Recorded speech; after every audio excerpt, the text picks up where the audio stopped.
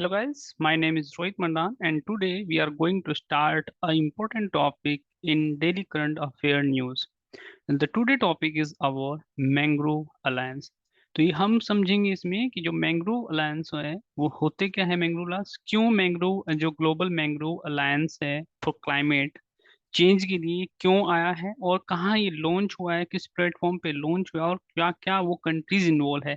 तो सबसे पहले हम देखते हैं कि ये किस किस जो न्यूज़ में रहा है, कहाँ कहाँ पे हम देख सकते हैं कि जो सबसे पहले जो आप देखोगे ये इंडियन एक्सप्रेस में रहा है। तो इंडियन एक्सप्रेस में रहा है तो ये यूपीएससी के लिए as well as state PCS के लिए ये इंपॉर्टेंट हो जाता है, चाहे वो पीटी हो आपका और चाहे हो फिर मेंस, तो दोनों के लिए बहुत इंपॉर्टेंट होने वाला है। इस अलायंस का बेसिक कंसेप्ट हम समझेंगे कि क्यों ये लॉन्च हुआ है। तो हम देखें अगर दूसरे न्यूज सेक्शंस को अगर आप देखें तो किस किस न्यूज सेक्शन में कवर था। आप देख सकते हो कि इंडियन एक्सप्रेस में हमने देखा कि what is the Mangrove Alliance for the climate and which India join at the COP 27। तो COP 27 क्या है यहाँ पे, अगर आप COP 27 को समझो तो COP 27 क्या है ये। अगर COP 27 को मैं बताऊं तो ये क्या होता है कि यूएनएफसीसी की मीटिंग्स होती है, यूनाइटेड नेशन फ्रेमवर्क है ना, कन्वेंशन टू क्लाइमेट चेंज। तो क्लाइमेट चेंज को कम्बैट करने के लिए एक कन्वेंशन होती है जो हर साल होती है। ठीक है, रियो अर्थ समिट जो हुआ था उसका ये प्रोडक्ट है। ठीक है, जो रियो अर्थ समिट हुआ था तो रियो अर्थ समिट का ये प्रोडक्ट है। 1992 में ये हुआ था रियोर समिट। तो 1992 में यूएनएफसीसी फॉर्म हुआ था। इसका ये मोटिव है कि हर साल यहाँ पे कॉन्फ्रेंस ऑफ पार्टीज होती है। कॉन्फ्रेंस ऑफ पार्टीज में क्या होते हैं, सर्टेन हाई लेवल डिसीजन, यहाँ पे डिसीजन मेकिंग होती है स्पेशली। ये डिसीजन मेकिंग होती है ताकि हम जो क्लाइमेट चेंज है उसको कॉम्बैट कर सके। तो अब जो कॉन्फ्रेंस ऑफ पार्टीज अभी रिसेंटली चल रही है, this is your 27 conference of party होती है, हर साल एक नई पार्टी होती है। तो यहाँ पे ये डिसाइड किया गया कि क्योंकि जो मैंग्रोव्स है हमारे, मैं बताऊंगा कि मैंग्रोव्स होते क्या है। ठीक है, तो जो मैंग्रोव्स है स्पेशली वो अंडर थ्रेट है because of the climate change, global warming के चलते। ठीक है, other certain activities like the sea level change के चलते या टर्बिडिटी के चलते, सी लेवल के चेंज के चलते। तो ये सब जो एक्टिविटीज हो रही है ये क्या कर रही है, थ्रेट प्रोवाइड कर रही है टू दी मैंग्रोव इकोसिस्टम्स को लेकर। और मैंग्रोव इकोसिस्टम्स हमारे लिए बहुत इंपॉर्टेंट है to combat also the climate change को कम्बैट करने के लिए। तो ये सब हम देखेंगे। तो इंडियन एक्सप्रेस में एक कवर था, बिजनेस स्टैंडर्ड में भी एक कवर है कि what is the Mangrove Alliance for Climate and what does it aims to achieve. तो ये हमने देखा कि इंडियन एक्सप्रेस और बिजनेस स्टैंडर्ड में ये है, तो ये बहुत इंपॉर्टेंट है। तो सबसे पहले हम समझते हैं कि मैंग्रोव अलायंस फॉर क्लाइमेट ये है क्या। अगर आप अलायंस की बात करें तो COP 27 हुआ अभी। ठीक है, और इस COP 27 में ये लॉन्च हुआ। ठीक है, तो किसने लॉन्च किया, जो कंट्रीज इसमें इन्वॉल्व थी, सबसे पहले यूएई प्लस इंडोनेशिया। ओके, तो यूएई एंड इंडोनेशिया का ये इनिशिएटिव है जिसमें इंडिया भी एक फाउंडिंग मेंबर रहा इस mangrove Alliance for the climate. Okay, तो इसका एम क्या है, अगर हम एम की बात करें कि एम अगर हम कहे इसका एम क्या है, इसका एम अगर हम देखें तो वह है कंजर्वेशन। ठीक है, कंजर्वेशन। दूसरा है restoration, conservation and restoration. Okay, तो conservation and restoration of the mangrove, तो this is the most productive ecosystem of the world. क्यों हम ऐसा कर रहे हैं, क्योंकि this is the most productive, जो मैंग्रोव्स है हमारा मोस्ट प्रोडक्टिव इकोसिस्टम्स है अगर हम अर्थ की बात करें, वर्ल्ड की बात करें। ठीक है, तो ये हमारा बहुत इंपॉर्टेंट, तो इसलिए ये बहुत इंपॉर्टेंट है। तो ये हमें समझ में आया कि COP 27 में लॉन्च हुआ है यूएई और इंडोनेशिया का, जिसमें other country like India, Sri Lanka, Australia and Japan and Spain, इन्होंने भी इसको ज्वाइन किया है। तो हम मैंग्रोव पढ़ रहे हैं, तो सबसे पहले मैंग्रोव का थोड़ा सा सिग्निफिकेंस हमें देखना पड़ेगा। तो सिग्निफिकेंस देखने से पहले हमें थोड़ा सा मैंग्रोव को यहाँ पे समझना होगा। अच्छा, मैंग्रोव होते क्या है, तो सबसे पहले अगर हम मैंग्रोव्स की बात करें कि मैंग्रोव्स क्या होते हैं, अगर आप मैंग्रोव्स को देखोगे तो मैंग्रोव्स क्या है, एक सलाइन स्पीसीज है। ठीक है, साल्ट टॉलरेंट प्लांट कम्युनिटी इनको हम बोलते हैं। तो मैंग्रोव्स हमारे क्या है, अगर आप मैंग्रोव्स की बात करते हैं तो मैंग्रोव्स आर, मैं लिख देता हूँ यहाँ पे, these are the salt tolerant plant community. Okay, तो ये साल मतलब ये कहाँ पे होंगे, ये सलाइन वाटर में होंगे। दूसरी चीज क्या होती है, जो एकरिंग होते हैं मेनली ये आपको मिलेंगे 24 डिग्री, अगर यहाँ पे मैं नॉर्थ लैटिट्यूड की बात करूँ, टू 38 डिग्री साउथ लैटिट्यूड। इस ये इनका एक्सपेंशन एरिया है, क्योंकि क्या होता है कि ये वार्म वाटर में होते हैं। तो आपको ये कहाँ पे मिलेंगे, आपको ये बेसिकली ट्रॉपिकल एंड ये मोस्ट इम्पोर्टेंटली सब ट्रॉपिकल, जैसे इंडिया वाला जो रीजन है सब ट्रॉपिकल रीजन में ही आपको मिलेंगे। तो ट्रॉपिकल एज वेल एज सब ट्रॉपिकल में ही आपको मिलते हैं। तो होता क्या है, जो मैंग्रोव्स है एक तरीके की प्लांट स्पीसीज है, बट क्या होते हैं, बहुत ही आप देखोगे varied morphological and physiological evolutionary species है। बहुत ही ये मोर्फोलॉजिकल चेंज रहते हैं, वेरिड मोर्फोलॉजिकल एंड फिजियोलॉजिकल,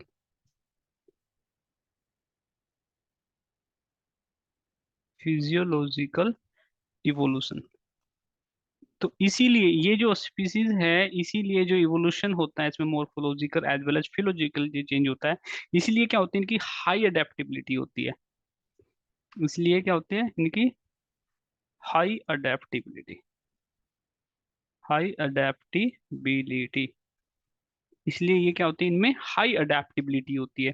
तो दूसरी चीज क्या होती है इनमें, ये अगर आप देखोगे, अगर मैं बताऊं तो ये लो ऑक्सीजन में भी सर्वाइव कर लेते हैं, वेरी लो ऑक्सीजन में ये सरवाइव कर सकते हैं। हाई सैलिनिटी को है ना, हाई सैलिनिटी में ये सरवाइव कर सकते हैं। दूसरी चीज आप देखोगे, टाइडल जो वो होता है, टाइडल जो इनंडेशंस होता है उसी में भी ये सरवाइव कर सकते हैं। टाइडल इनंडेशन, टाइडल इनंडेशन में कैसे सरवाइव कर लेते हैं, क्योंकि इनका जो रूट होता है ना, कॉम्प्लेक्स रूट सिस्टम होता है, बहुत ही कॉम्प्लेक्स रूट। तो जो कॉम्प्लेक्स रूट सिस्टम होता है, तो इसलिए क्या होता है कि अगर सुनामी और हुरिकेन्स भी आते हैं तो उन्हीं को भी ये सरवाइव कर सकता है आराम से, बहुत आराम से ही कर सकता है। ठीक है। तो ये हम देखेंगे, ये हमने देखा मैंग्रोव्स। तो अगर आप सिग्निफिकेंस की अगर हम बात करें मैंग्रोव्स की, तो सिग्निफिकेंस अगर आप देखें तो सबसे पहला तो मैं कहूँगा कार्बन सिंक, कार्बन सिंक। तो अगर ये कार्बन सिंक करते हैं तो that means it is an source for the to combat, to combat climate change. तो ये क्या कर सकते हैं, क्लाइमेट चेंज की जो हमारी बैटल है उसमें ये हमारे लिए बहुत ही बेनिफिशियल होने वाले हैं। तो कार्बन सिंक की अगर मैं कैपेसिटी की बात करूँ, तो अराउंड 10 टाइम्स कार्बन सिंक ज्यादा कर सकते हैं ये, अगर मैं ट्रॉपिकल, हम सोचते हैं कि ट्रॉपिकल जो रेन फॉरेस्ट है वो सबसे मोस्ट प्रोडक्टिव माने जाते हैं, बट ये ट्रॉपिकल रेन फॉरेस्ट से भी प्रोडक्टिविटी है इनकी। अगर मैं पर हेक्टेयर की बात करूं तो 10 टाइम्स कार्बन सिंक की इनकी कैपेसिटी है। और एक और चीज मैं आपको बताऊं, मोस्ट इंपॉर्टेंट फैक्ट, 400%, 400% ये क्या करते हैं, फास्टर है in carbon sink, in faster in carbon. अगर कार्बन सिंक की बात करें तो 400% टाइम्स ये फास्टर है, ठीक है, इस कार्बन सिंक को करने में।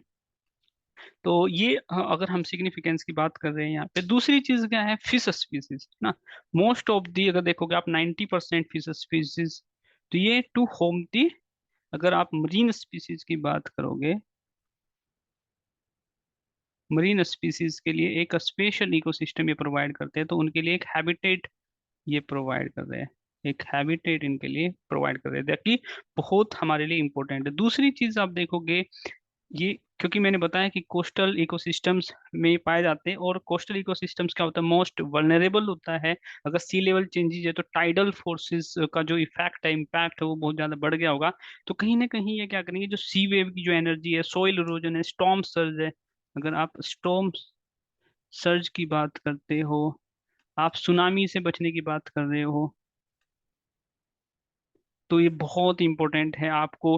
किसी भी तरीके के जो कोस्टल हैजार्ड्स होंगे, जो हमारे कोस्टल हैजार्ड्स होते हैं, उनसे ये हमें बचाता है। तो कोस्टल हैजार्ड से हमें बताता है, बचाता है ये, ठीक है। ये हो गया हमारा। तो ये बहुत इंपॉर्टेंट है, हमने जो अभी तक डिस्कस किया।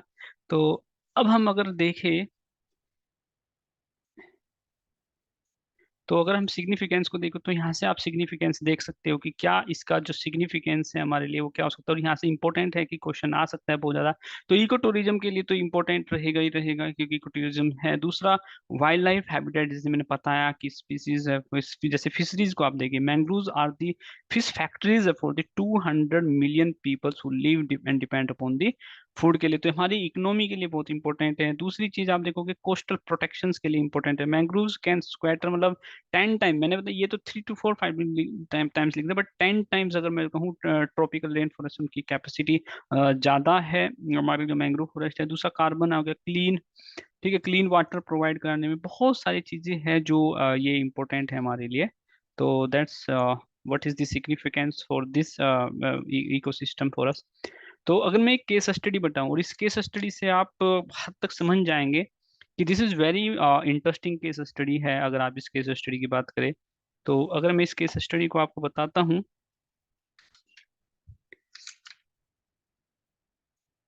तो this is very interesting case study. तो क्या केस स्टडी थी? अगर केस स्टडी की बात की जाए तो 2004 में एक सुनामी आया था। ये जो सुनामी आया, इसका कोज था अर्थक्वेक। तो अर्थक्वेक आने से क्या हुआ कि समुद्र में सुनामी आया, और ये जो था समुद्र में सुनामी, ये आया था बे ऑफ बंगाल रीजन में। बे ऑफ बंगाल जो रीजन है उसमें आया था। तो यहाँ पे साइंस डेली ने स्टडी किया, जैसे इसमें बताया हुआ है कि साइंस डेली ने स्टडी किया। इस स्टडी में क्या पाया गया कि मैंग्रोव ने क्या किया, सील्ड किया कम्युनिटीज को अगेंस्ट द सुनामी। तो 2004 का सुनामी था, 2005 में स्टडी आया, और इसी के बाद 2004 के बाद बेसिकली मैंग्रोव इकोसिस्टम्स की जो स्पेस जो इम्पोर्टेंस थी वो वर्ल्ड ने रिकग्नाइज किया। वो वर्ल्ड ने, इससे पहले हमने इस चीज को रिकॉग्नाइज ही नहीं किया था। तो इसका रिकग्निशन हुआ कि ये डिजास्टर मैनेजमेंट में, जो डिजास्टर मैनेजमेंट की अगर हम बात करें उसमें कहाँ किस हद तक ये हमारे लिए काम कर सकता है डिजास्टर मैनेजमेंट में। तो 2004 की सुनामी के बाद, क्योंकि 2004 की जो सुनामी हुई थी उसमें बहुत ज्यादा डिजास्टर हो सकता था जितना हुआ, हालांकि 2004 सुनामी का बहुत डिस्ट्रक्शन की उसने कोज किया, बट अगर मैंग्रोव इकोसिस्टम्स जो इस पोजीशंस में है, जिस हद तक अब मैंग्रोव इकोसिस्टम का डिक्लाइन हुआ है, अगर आज 2022 में अगर कोई सुनामी आती है तो ये 2004 से भी ज्यादा डिस्ट्रक्शन हो सकता है, क्योंकि मैंग्रोव इकोसिस्टम, तो इसलिए मैंग्रोव इकोसिस्टम को बचाने के लिए, कंजर्व करने के लिए और उसका रिस्टोरेशन करने के लिए mangrove Alliance for the Climate जो है लॉन्च भी किया गया है। तो ये एक बहुत इंपॉर्टेंट केस स्टडी है जो हम अपने एग्जाम में यूज कर सकते हैं। अगर हम बात करें current state of the mangroves की, मैंग्रोव्स का अगर करंट स्टेट की बात करें तो सबसे ज्यादा जो मैंग्रोव्स है वो आपके साउथ एशिया में पाया जाएगा। सबसे ज्यादा साउथ एशिया में सबसे ज्यादा पाया जाता है। और इंडिया में कितना है? इंडिया जो है वो 3% है ऑफ साउथ एशिया। तो इंडिया में साउथ एशिया का 3% है। और सबसे ज्यादा अगर मैं बताऊं, जो सुंदरबन है, इंडिया में जो सुंदरबन है रीजन, ये वर्ल्ड का, वर्ल्ड, नॉट इंडिया और नॉट एशिया, इवन वर्ल्ड का अगर आप देखोगे लार्जेस्ट मैंग्रोव फॉरेस्ट है। That is very much important ना, मैंग्रोव फॉरेस्ट। तो ये वर्ल्ड का जो है लार्जेस्ट है। तो आप देखोगे साउथ एशिया का सबसे इंपॉर्टेंट पोजीशन में आता है। अगर वर्ल्ड वाइड हम देखें तो Indonesia host 1/5 of the all over amount. तो इंडिया, इंडोनेशिया सबसे नंबर 1 कंट्रीज है इंडोनेशिया। ओके, तो ये सब इंपॉर्टेंट फैक्ट्स है जो मैं बता रहा हूँ आपको, very much important for the prelims. तो ये देख सकते हैं कि ट्रॉपिकल रीजन्स में ही आपको मैंग्रोव फॉरेस्ट का वो मिलेगा। तो आप देखोगे ट्रॉपिकल रीजन्स है 30, और जो है 30 to 38 तक का इनका एक्सपेंशन रहेगा, जो 30 से लेकर के आप देखोगे। तो बेसिकली मेनली जो कंस्टेंट होएगा, देखो ये जहाँ पर डार्क कलर है यहाँ पे इंटेंस इनकी जो आप देखोगे वो ज़्यादा है। ये ब्राजील में भी है, बट आप देखोगे इसमें ज़्यादा मिलेगा।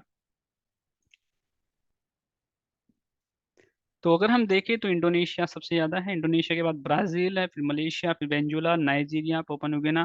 ठीक है, तो ये है, और रेस्ट ऑफ द वर्ल्ड जो है 34%। तो आप देखोगे इन 10 कंट्रीज में अराउंड जो है कितना है, 50 से भी ज्यादा परसेंट है, मतलब 70% इन 10 कंट्रीज में है। तो जो ये कंट्रीज आप देखोगे, ज्यादा कंट्रीज आपको एशिया और अफ्रीका की मिलेगी। ओके, नाउ देखते हैं हम मैंग्रोव्स इन इंडिया। जैसे मैंने बताया था कि इंडिया में अगर मैंग्रोव्स की बात करें तो it is around 3%। Of the south Asia का। और इंडिया में जो सबसे ज्यादा आपको पाया जाएगा वो सुंदरबन जो है, वो सुंदरबन अगर हम साइट की बात करें तो सुंदरबन तो वर्ल्ड का सबसे बड़ा जो मैंग्रोव फॉरेस्ट है वो है। ये बहुत इंपॉर्टेंट फैक्ट है आपके लिए। अब हम देखें डिस्ट्रीब्यूशन, अगर हम देखें इंडिया में तो सबसे ज्यादा आपको वेस्ट बंगाल में मिलेगा, है ना, क्योंकि सुंदरबन है भी सबसे ज्यादा, वो आपको वेस्ट बंगाल में मिल रहा होगा सबसे ज्यादा, आप देखोगे। उसके बाद आपका कौन सी में, उसके बाद आपको मिलेगा Gujarat. That is much important. Okay, Gujarat के बाद है अंडमान एंड निकोबार आइलैंड। तो ये तीन इंपॉर्टेंट है जो याद रखने वाली चीज है। अगर ईस्टर्न कोस्ट की बात करें, ये हम देखें तो ईस्टर्न कोस्ट में आप देखोगे वेस्ट बंगाल सबसे ज्यादा है, फिर आंध्र प्रदेश। बट अगर वेस्टर्न कोस्ट में देखोगे तो सबसे ज्यादा गुजरात है, आइलैंड में सबसे आप देखोगे तो अंडमान एंड निकोबार। ठीक है, तो ये कोस्ट में मिल रहा है। एवरी कोस्टल स्टेट में, तो जैसे उड़ीसा में भी, तमिलनाडु में, कर्नाटका, गोवा, महाराष्ट्र, तो हर स्टेट में ये मिल रहा है जो कोस्टल स्टेट्स हमारे। That is much much important. ठीक है, तो एवरी कोस्टल स्टेट्स में आपको मिलेगा ये।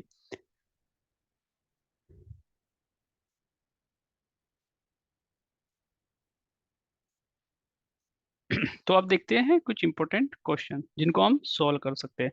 तो अगर हम क्वेश्चंस की बात करें तो सबसे पहला क्वेश्चन है हमारा, सबसे पहला क्वेश्चन हमारा क्या है कि identify the vegetations by the features given below. तो ये कुछ फीचर्स है उस वेजिटेशंस की जो हमें देखना है कि क्या फीचर्स हो सकते हैं उस वेजिटेशन की। जब आप फीचर्स की बात करते हो तो सबसे पहली फीचर्स क्या है, सबसे पहली फीचर है कि this type of vegetation can survive saline water. तो ये सलाइन वाटर को सर्वाइव कर सकता है। दूसरी चीज क्या होता है, it is located in the Andaman and Nicobar island में भी लोकेटेड। ओके। और सुंदरी is the well known species of this vegetation. तो इस क्वेश्चन को हमें क्या करना है, देखो हम इस क्वेश्चन को थोड़ा सा यूपीएससी के तरीके से करने की कोशिश करेंगे। जिस तरीके से यूपीएससी में क्वेश्चन होता है, जब हम यूपीएससी में बैठते हैं तो वहाँ पे हमें हर पॉइंट नहीं आता। तो यहाँ पे भी हमने देखा कि मैंने जो कवर किया है first and two point A and B मैंने कवर किया है, और मैंने ये जो सी पॉइंट है मैंने कवर नहीं किया है। ओके। तो सुंदरी स्पीसीज को अभी हम भूल जाएंगे कि ये वाला इस पॉइंट को हमें भूल जाए। हमें पता है कि टू पॉइंट हमें आते हैं कि देखो अंडमान एंड निकोबार आइलैंड, अगर हम अंडमान और निकोबार आइलैंड की बात करें तो यहाँ पे तो रेन फॉरेस्ट भी मिलेगा, ट्रॉपिकल, है ना, क्योंकि रीजन किस रीजन, ट्रॉपिकल रीजन में, तो ट्रॉपिकल रेन फॉरेस्ट में आता है। तो सेकंड पॉइंट हमारे लिए इतना ज्यादा यूजफुल नहीं है। बट अगर हम सलाइन वाटर की बात करें, जब हम वाटर की बात करेंगे तो रेन फॉरेस्ट हमारा वाटर में तो नहीं होगा, सलाइन वाटर में नहीं होगा। तो पहला ऑप्शन हमारा गलत हो गया। दूसरा डेसिडियस फॉरेस्ट की बात करें तो ये भी लैंड में है। दूसरा कोनी फॉरेस्ट फॉरेस्ट ये भी नहीं होगा सलाइन वाटर में ना, और अंडमान निकोबार में नहीं पाया जाएगा, तो ये ऑप्शन हमारा कट गया। तो और डेसिडुअस हमारा कट गया कि मोस्ट डेसिडुअस भी नहीं होगा। हालांकि मोस्ट डेसिडुअस अंडमान निकोबार में पाया जा सकता है, ट्रॉपिकल रेन फॉरेस्ट भी अंडमान निकोबार में। बट जो फर्स्ट जो ऑप्शन है यहाँ पे, ये हमारा इंपॉर्टेंट है कि स्लाइन वाटर। तो यहाँ पे आएगा important, third one is mangrove forest. तो मैंग्रोव फॉरेस्ट हमारा आंसर होगा यहाँ पे। तो इस तरीके से हमें इस क्वेश्चन को सोल्व करना होगा। कुछ एलिमिनेशन टेक्निक्स यहाँ पे हमें लगानी होगी। अब हम देखते हैं ये वाला क्वेश्चन है हमारा, ये भी बहुत इंपॉर्टेंट है। Consider the following about the mangrove forest. तो मैंग्रोव फॉरेस्ट की कुछ यहाँ पे कैरेक्टरिस्टिक दी हुई है, तो हमें उनको देखना है कि क्या क्या वो सही हो सकती है। अगर हम सबसे पहला ऑप्शन यहाँ पे देखें तो यूपीएससी के फॉर्मेट से करेंगे क्वेश्चन को, कि mangrove trees grow in saline and saline coastal regions. तो ये हमें हमें पॉइंट आता है, और 100% हमें पता है कि ये सही है, तो इसको टिक कर देते हैं कि 100% सही है, दिस इज 100%। दूसरा पॉइंट है इसमें कि Sundarban is world largest mangrove forest. तो ये भी हमने देखा था, this is also we know that mangrove forest support varieties of life. हमने देखा था कि वाइल्ड लाइफ को ये बहुत सपोर्ट करता है, बायोडाइवर्सिटी को सपोर्ट करता है, दिस इज ऑल्सो 100% सही। Andaman and Nicobar island also have mangrove forest, बिल्कुल सही है। तो हमने देखा कि हर कोस्टल रीजन सबके पास मैंग्रोव फॉरेस्ट है। तो आप देखोगे ये सभी ऑप्शन इसमें आपको मिलेंगे सही की। तो अगर सही ऑप्शन सही मिल रहा है तो उसको सही करने से तो ये हो जाएगा हमारा C option, first second and third. तो दिस इज योर आंसर। अब देखते हैं which of the following is correct about the Global Mangrove Alliance for the Climate. जो अभी जो अलायंस हमने पढ़ा वो उसके बारे में क्या सही है। तो सबसे पहला ऑप्शन इसमें दिया उन्होंने कि it is an initiative of the UNESCO. Okay. India is the founding member of the alliance. तो हमने देखा कि ये यूनेस्को का तो नहीं है, ये किसका इनिशिएटिव है, ये COP27 में लिया गया इनिशिएटिव है। ठीक है, कहाँ पे ये जो इनिशिएटिव लिया गया था, दिस इज इन COP27 में इनिशिएटिव लिया गया। और कौन कौन सी कंट्री थी इसमें, आप देखोगे इजिप्ट,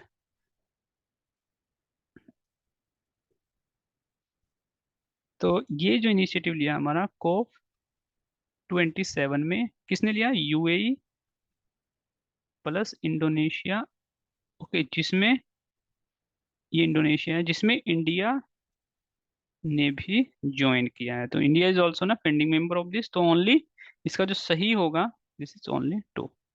ओके, तो इस तरीके से हमने देखा, ये जो हमने क्वेश्चन यहाँ पे पूरे कवर किए हैं। तो आई होप आपको ये वीडियो बहुत पसंद आया होगा, और इसी तरीके की जो करंट अफेयर की वीडियो है उनको पसंद करने के लिए, उनको अगर आप लाइक किया है तो इसको शेयर एंड सब्सक्राइब जरूर कीजिएगा, ताकि हम यूपीएससी और स्टेट पीसीएस के लिए इसी तरीके की करंट अफेयर आपको लगातार डेली बेसिस पे प्रोवाइड करते रहे। Thank you so much guys देखने के लिए इसको, और शेयर करने के लिए, लाइक करने के लिए। Thank you so much.